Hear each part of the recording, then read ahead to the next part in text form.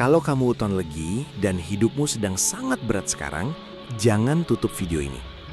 Ini adalah sesuatu yang perlu kamu dengar lebih dari apapun yang pernah kamu dengar tentang wetonmu. Bukan karena ada kabar buruk yang perlu disampaikan, justru sebaliknya.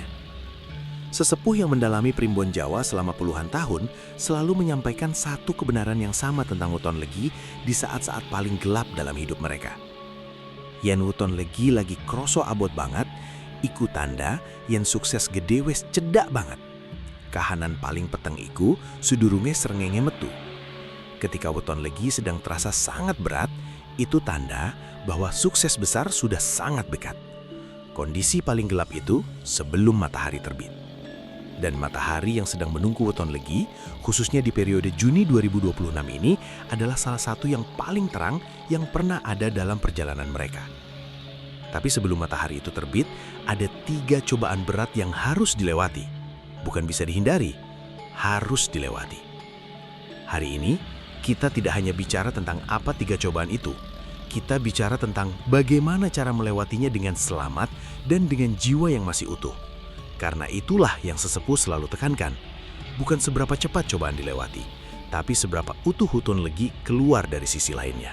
Selamat datang kembali di Kitab Weton, tempat kita bersama-sama menjaga, mempelajari, dan mewariskan kearifan leluhur Jawa yang sudah teruji selama ratusan tahun. Sebelum kita mulai, ada satu hal yang ingin kami sampaikan kepada kalian yang sedang dalam masa cobaan. Kamu tidak sendirian, dan kamu lebih kuat dari yang kamu kira.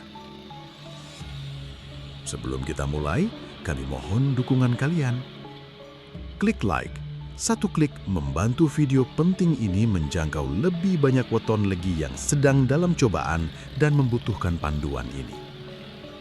Subscribe dan aktifkan lonceng notifikasi agar tidak ada satupun video dari Kitab Weton yang terlewat. Tulis weton kalian dan ceritakan cobaan berat apa yang sedang kalian hadapi sekarang. Kita hadapi bersama. Dukungan kalian adalah semangat kami.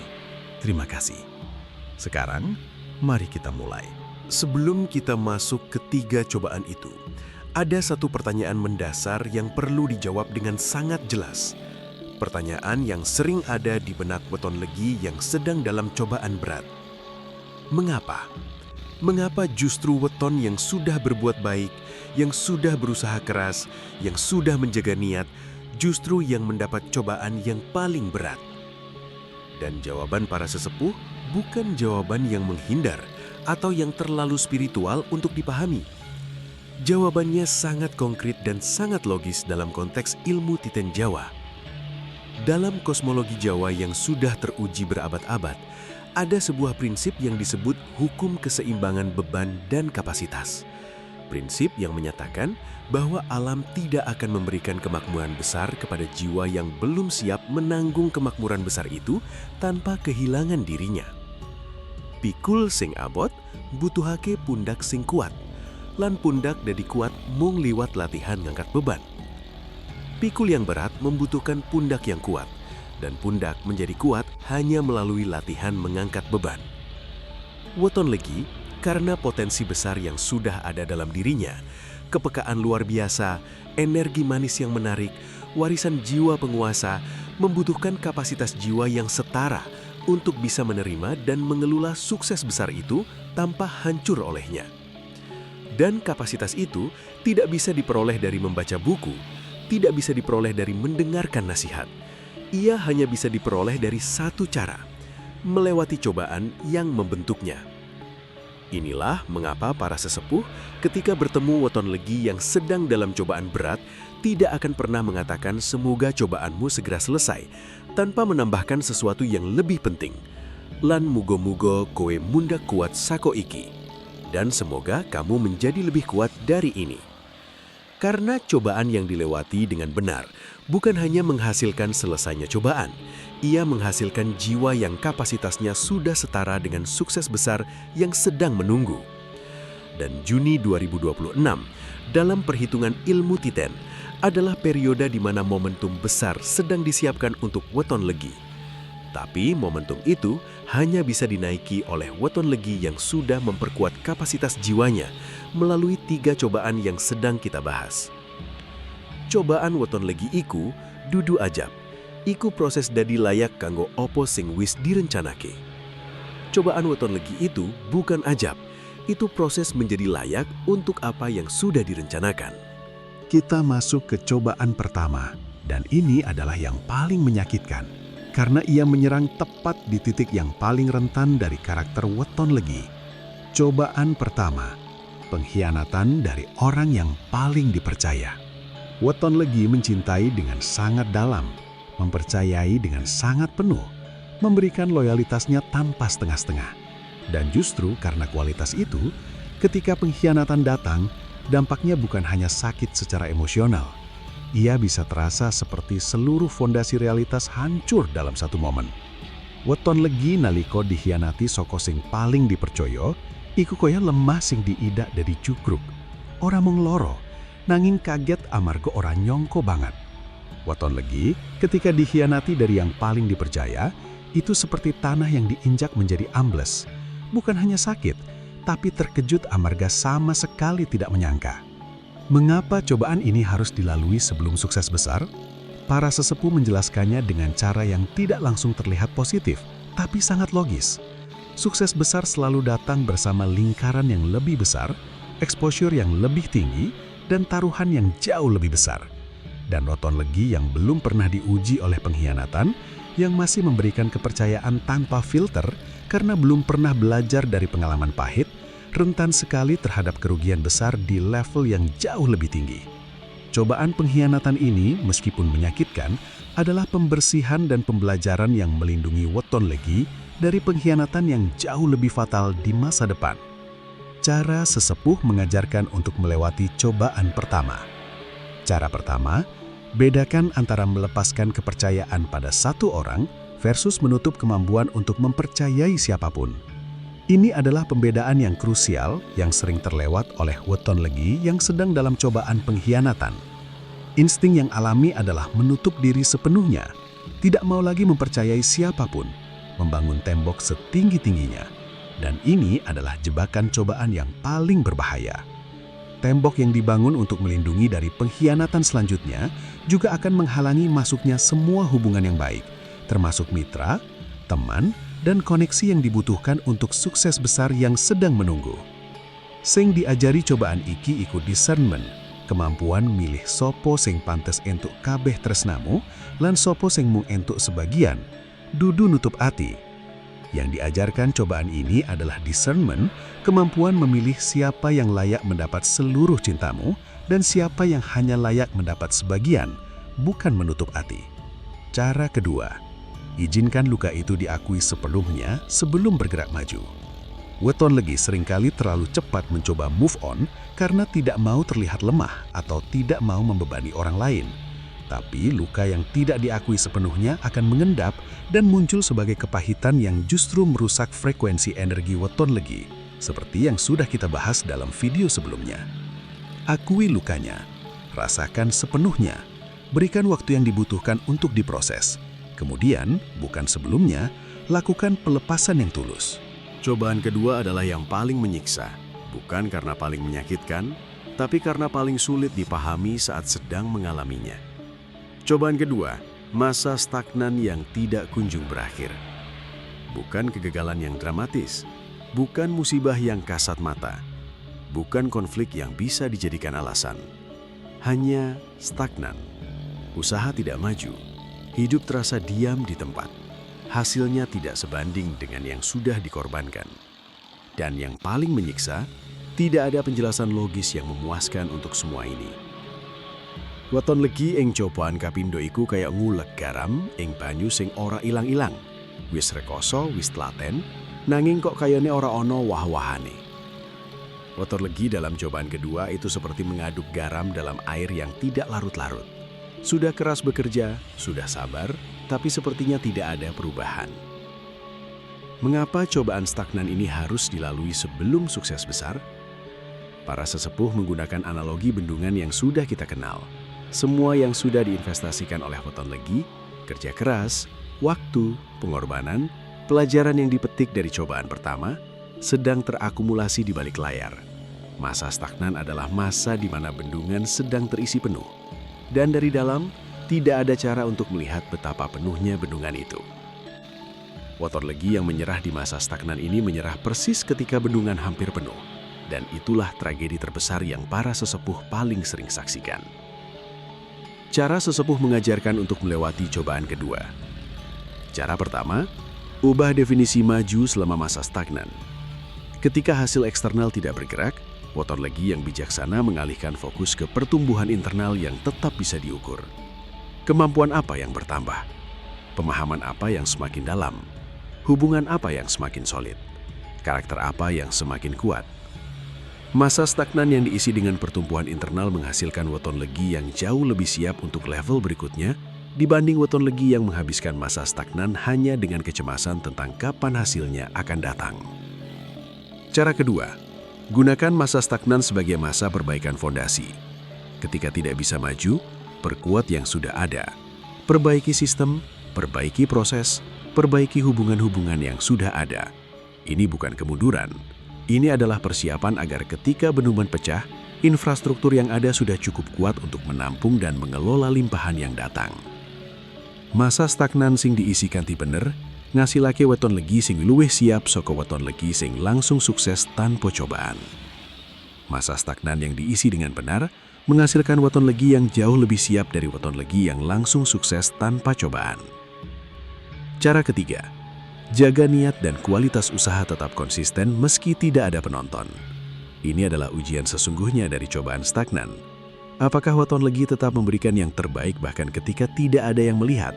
Bahkan ketika tidak ada imbalan yang terlihat? Bahkan ketika semua orang sudah mulai bertanya-tanya? Karena alam melihat konsistensi niat bahkan di saat tidak ada yang melihat. Dan konsistensi itulah yang menjadi salah satu penentu kapan dan seberapa besar bendungan itu akhirnya pecah. Dan kini, kita tiba di cobaan ketiga, yang oleh para sesepuh selalu disebut dengan nada yang paling serius dari ketiganya. Cobaan ketiga, diremehkan dan diragukan oleh lingkungan terdekat. Bukan oleh musuh, bukan oleh orang asing, tapi oleh orang-orang yang paling dekat, keluarga, teman lama, komunitas yang selama ini menjadi tempat berpijak. Cobaan kateri iki sing paling gampang gawe waterlegi nyerah. Amarga musuhe ora katon. Iku swara-swara saka wong sing ditresnanane dhewe. Cobaan ketiga inilah yang paling mudah membuat waterlegi menyerah. Karena musuhnya tidak kelihatan. Itu adalah suara-suara dari orang yang dicintainya sendiri. Mengapa cobaan ini lebih berbahaya dari dua cobaan sebelumnya? Karena waterlegi dengan kepekaannya yang luar biasa dan cintanya yang sangat dalam terhadap orang-orang di sekitarnya, sangat rentan terhadap pengaruh opini orang yang dicintainya. Komentar negatif dari orang asing mudah diabaikan, tapi komentar negatif dari ibu, dari sahabat lama, dari pasangan, itu masuk jauh lebih dalam dan jauh lebih sulit untuk tidak diinternalisasi. Dan yang paling berbahaya, cobaan ini sering tidak datang dalam bentuk serangan. Ia datang dalam bentuk kekhawatiran yang terlihat tulus. Aku hanya khawatir denganmu. Aku tidak mau kamu kecewa. Apa kamu sudah yakin ini bisa berhasil? Kata-kata yang lahir dari kasih sayang yang nyata, tapi yang kalau diinternalisasi terlalu dalam, akan menghentikan perjalanan waterlegi sebelum mencapai tujuannya. Cara sesepuh mengajarkan untuk melewati cobaan ketiga. Cara pertama, pisahkan orang yang mencintaimu dari pendapat mereka tentang perjalananmu.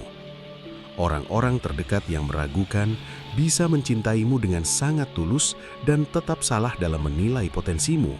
Kedua hal itu bisa benar secara bersamaan. Cinta mereka, terima sepenuhnya dan dengan rasa syukur. Penilaian mereka tentang perjalananmu, dengarkan dengan terbuka, pertimbangkan secara kritis, tapi jangan biarkan ia menjadi penentu langkahmu. Cara kedua, jangan gunakan energi untuk membuktikan diri kepada yang meremehkan. Ini adalah jebakan paling umum dari cobaan ketiga. Weton Legi yang tersakiti oleh keraguan orang terdekat mulai menjadikan pembuktian kepada mereka sebagai motivasi utamanya. Dan ini adalah pengalihan energi yang sangat mahal. Weton Legi sing energine dienggo mbuktekake marang sing remehake, ngalehake energi sing kudune dienggo kanggo tekan sukses gede dhewe. Cara ketiga, gunakan keraguan mereka sebagai sumber data, bukan sumber motivasi. Kadang dalam keraguan orang terdekat ada informasi yang berguna, kekhawatiran yang logis, pertanyaan yang belum terjawab, risiko yang belum diperhitungkan. Pisahkan informasi yang bermanfaat, tinggalkan yang hanya menguras. Cara keempat, biarkan keberhasilan berbicara sendiri pada waktunya. Weton Legi yang paling bijaksana dalam menghadapi cobaan ketiga adalah yang tetap diam, tetap bergerak, dan membiarkan keberhasilan yang akhirnya menjawab semua keraguan, tanpa satu kata pun yang perlu diucapkan untuk memenangkan argumen. Ada pertanyaan yang wajar muncul setelah kita memahami 3 cobaan itu.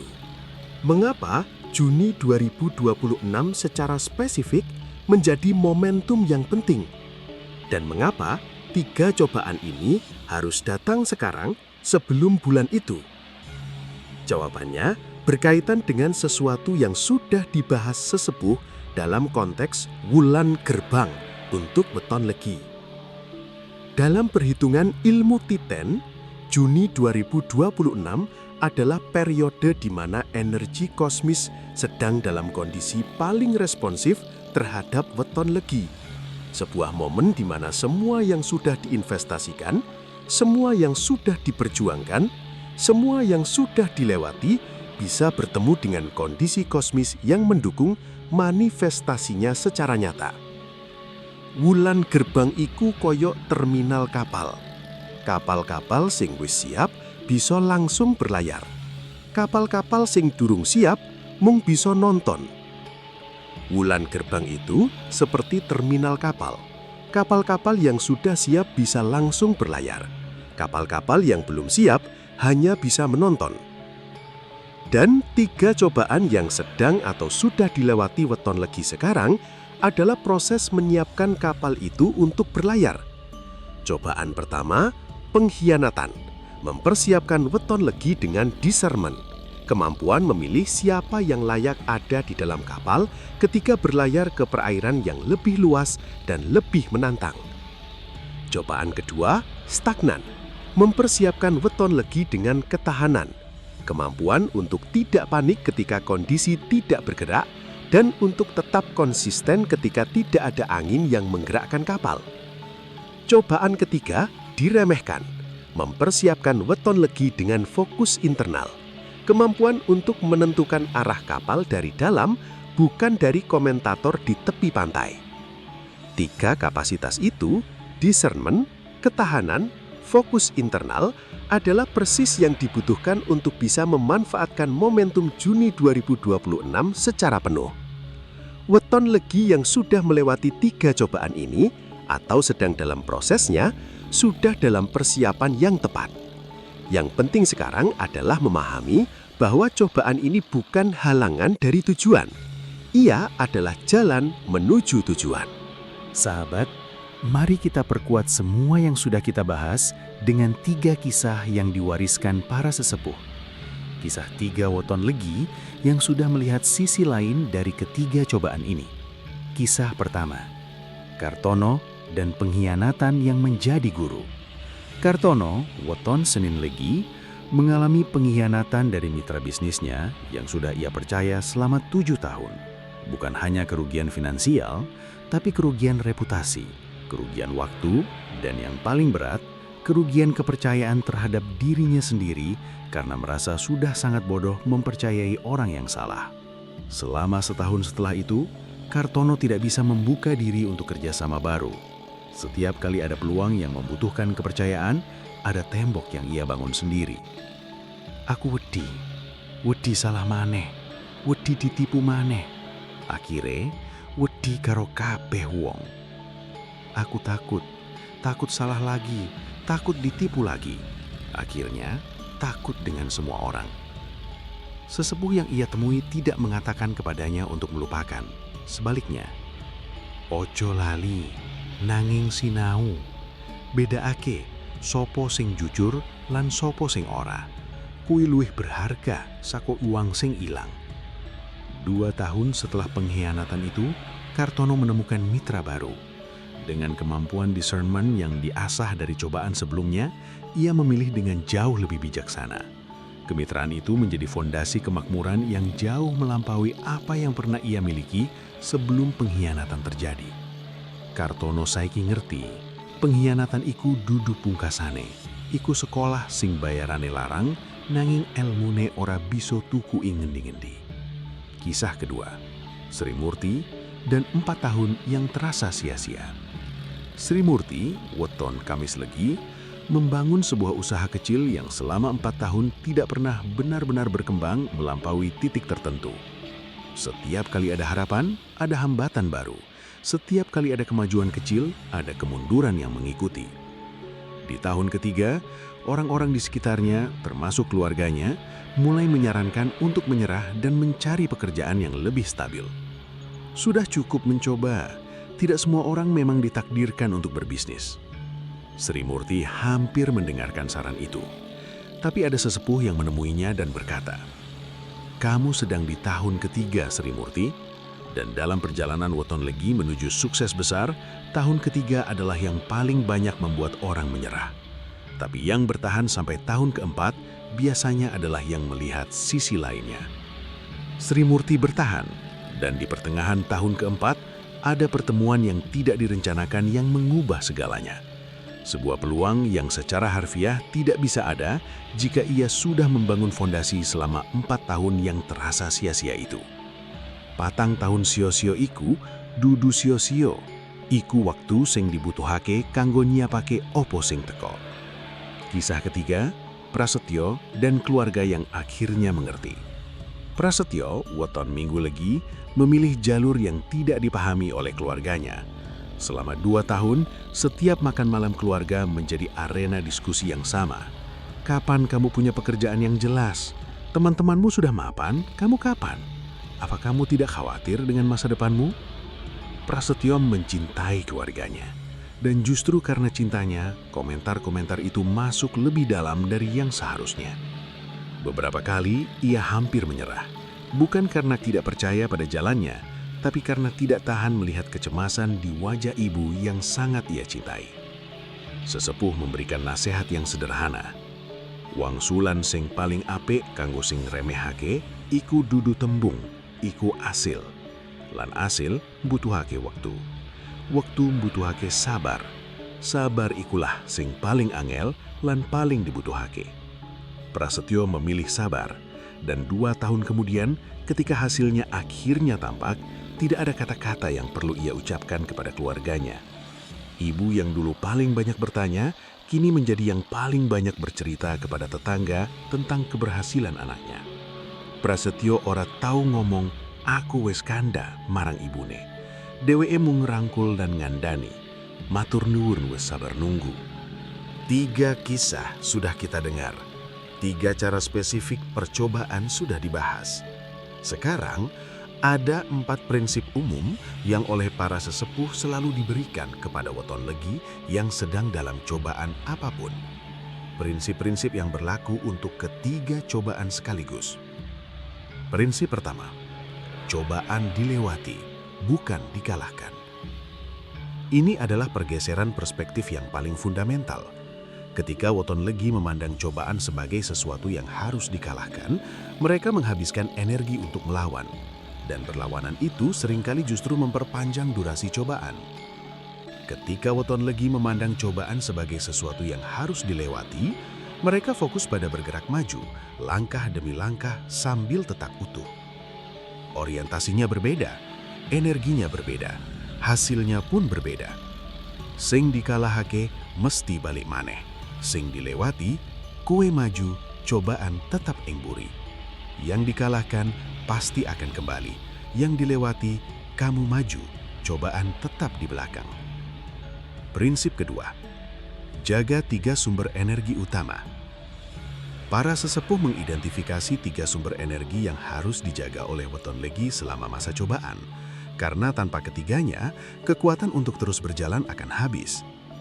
Sumber pertama, koneksi dengan Yang Maha Kuasa. Doa yang tulus, bukan yang habitual. Koneksi vertikal yang dijaga dengan konsisten adalah fondasi yang tidak bisa goyah oleh cobaan horizontal apapun. Sumber kedua, satu hubungan yang dipercaya sepenuhnya. Di tengah cobaan pengkhianatan, di tengah keraguan orang terdekat, Weton Legi membutuhkan setidaknya satu hubungan di mana mereka bisa benar-benar jujur tanpa khawatir dihakimi. Satu orang yang cukup, tapi orang itu harus ada. Sumber ketiga, makna yang jelas dari perjalanan. Weton Legi yang tahu mengapa mereka berjuang, bukan hanya apa yang ingin dicapai, memiliki ketahanan yang jauh lebih kuat dalam cobaan. Ketika cobaan mencoba mengikis semangat, makna yang jelas menjadi jangkar yang tidak bisa dicabut. Prinsip keempat, ukur kemajuan dengan standar yang tepat. Selama masa cobaan, terutama masa stagnan, Weton Legi sering membuat kesalahan mengukur kemajuan hanya dari hasil eksternal yang terlihat. Dan ketika hasil itu tidak ada, mereka menyimpulkan tidak ada kemajuan. Tapi para sesepuh mengajarkan pengukuran yang berbeda. Berapa banyak yang sudah dipelajari, berapa keras yang sudah diraih, berapa karakter yang sudah dikuatkan. Kemajuan internal yang tidak terlihat dari luar tetaplah kemajuan yang nyata, dan ia akan menjadi fondasi dari sukses besar yang datang kemudian. Prinsip keempat, rayakan setiap langkah yang diambil, bukan hanya tujuan yang dicapai. Ini adalah prinsip yang paling sering diabaikan, tapi dampaknya paling besar terhadap keberlanjutan semangat Weton Legi dalam cobaan panjang. Setiap hari yang dilewati tanpa menyerah adalah pencapaian. Setiap keputusan untuk tetap jujur meski tekanan untuk berkompromi sangat besar adalah pencapaian. Setiap momen memilih untuk bangkit setelah jatuh adalah pencapaian. Weton Legi sing bisa ngrayakake saben langkahe luwih kuat sangka sing mung ngenteni tujuan pungkasane kanggo ngrasakake kebungahan. Weton Legi yang bisa merayakan setiap langkahnya lebih kuat dari yang hanya menunggu tujuan akhirnya untuk merasakan kebahagiaan. Kita sudah menempuh perjalanan yang sangat panjang dan sangat dalam hari ini. Kita memahami mengapa Weton Legi harus melewati cobaan sebelum sukses besar. Prinsip keseimbangan beban dan kapasitas yang membuat cobaan bukan azab, tapi syarat. Kita membuka 3 cobaan satu persatu dengan cara melewatinya yang konkret. Kita mendengar kisah Kartono, Sri Murti, dan Prasetyo yang sudah melihat sisi lain dari cobaan mereka. Dan kita menerima 4 prinsip untuk menjaga diri tetap utuh. Dan sekarang, di ujung perjalanan ini, ada satu pesan terakhir yang paling ingin kami sampaikan. Kamu sudah lebih jauh dari yang kamu kira. Weton Legi yang sedang dalam cobaan sering tidak menyadari seberapa jauh mereka sudah datang. Karena mereka terlalu sibuk memandang ke depan pada tujuan yang belum tercapai, untuk menoleh ke belakang dan melihat jarak yang sudah ditempuh. Kalau kamu sudah melewati pengkhianatan dan masih berdiri, itu bukan hal kecil. Itu pencapaian luar biasa yang tidak semua orang bisa lakukan. Kalau kamu sudah menanggung masa stagnan tanpa menyerah, itu bukan hal kecil.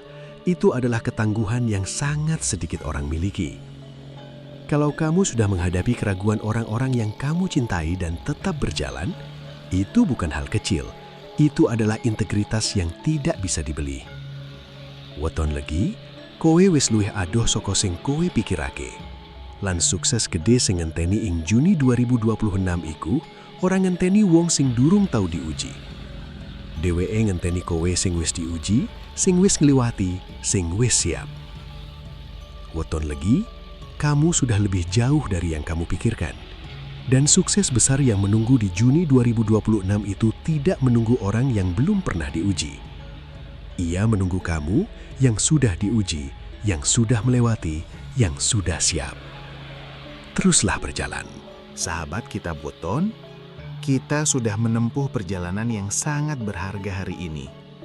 Dari memahami mengapa cobaan adalah syarat bukan azab, membuka 3 cobaan dengan cara melewatinya yang konkret, mendengar 3 kisah Weton Legi yang sudah melihat sisi lain cobaan mereka, menerima 4 prinsip untuk tetap utuh, hingga menutup dengan pengingat bahwa kamu sudah lebih jauh dari yang kamu kira.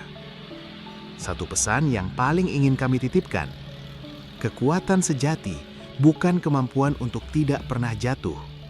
Kekuatan sejati adalah kemampuan untuk bangkit setiap kali jatuh, dan untuk bangkit dengan membawa pelajaran dari jatuhnya, bukan hanya luka. Weton Legi yang sudah melewati 3 cobaan bukan hanya weton legi yang berhasil selamat. Mereka adalah weton legi yang sudah menjadi versi dari diri mereka yang jauh lebih besar dari sebelum cobaan dimulai. Dan itulah yang sesungguhnya sedang disiapkan oleh cobaan. Bukan hanya keluar dari kondisi sulit, tapi keluar sebagai seseorang yang sudah layak untuk apa yang menunggu di sisi lainnya. Cobaan dudu kanggo ngubah kue dadi wong liya. Cobaan kanggo ngudari sopo sejatine kue, lan gawe versi iku luwih katon, luwih kuat, luwih siap.